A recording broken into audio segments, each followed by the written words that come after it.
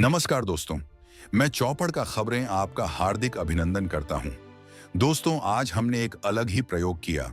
हमने एआई वाले कंप्यूटर बाबा से, जिनका नाम ग्रोक है, कि भाई ग्रोक, भजनलाल शर्मा कैसा काम कर रहे हैं।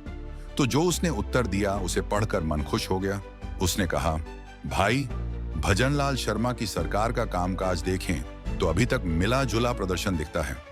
दिसंबर 2023 में सत्ता में आने के बाद से उनकी सरकार ने कुछ बड़े कदम उठाए हैं, लेकिन चुनौतियां भी कम नहीं हैं। जवाब मिला कि सरकार ने निवेश और रोजगार पर फोकस किया है।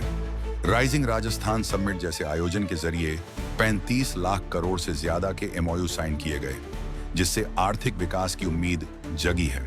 पेपर लीक जैसे मुद्दों पर सख्ती दिखाई, खासकर रीट परीक्षा को बिना किसी विवाद के करवाया, जो युवाओं के लिए राहत की बात है।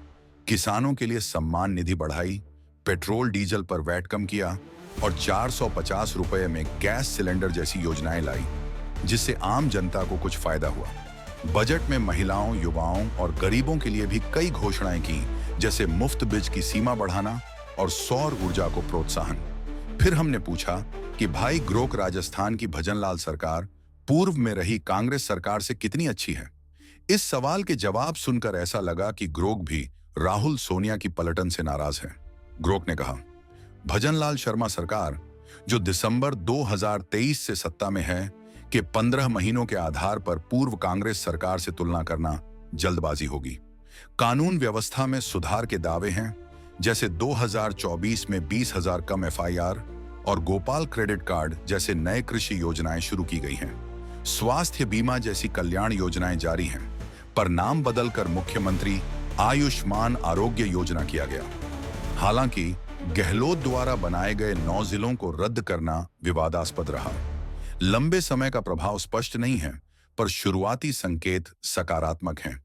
इसी तरह एक सवाल के जवाब में ग्रोक ने भजनलाल सरकार को 10 में से 10 अंक दिए। ग्रोक ने कहा कि राजस्थान की भजनलाल सरकार ने एंटी गैंगस्टर टास्क फोर्स के साथ महिला सुरक्षा से निपटना शुरू कर दिया है, लेकिन बलात्कार और अपहरण के मामले बढ़ गए हैं।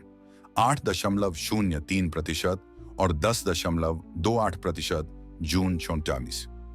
एसआईटी के माध्यम से भ्रष्टाचार की जांच जारी है, फिर भी परिणाम स्पष्ट नहीं है। कल्याण जारी योजनाओं और नई गोविंद गुरु जनजातीय योजना 114 करोड़ रुपए के साथ चमकता है।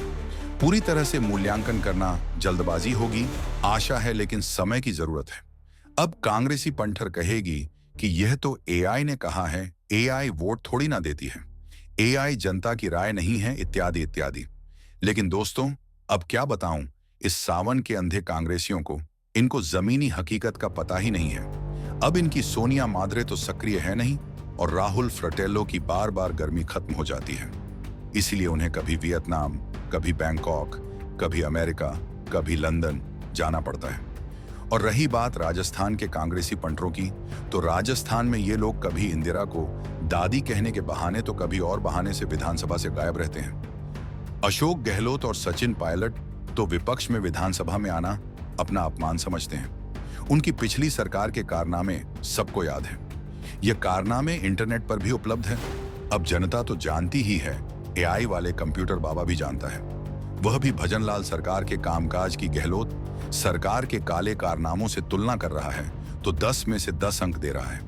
बाकी ट्विटर वाले पूर्व मुख्यमंत्री अशोक गहलोत को शर्म आएगी या नहीं, यह कह पाना मुश्किल है। वह कहते हैं ना, जब उतर गई लोई तो क्या करेगा कोई। यही हाल आज की कांग्रेस का है।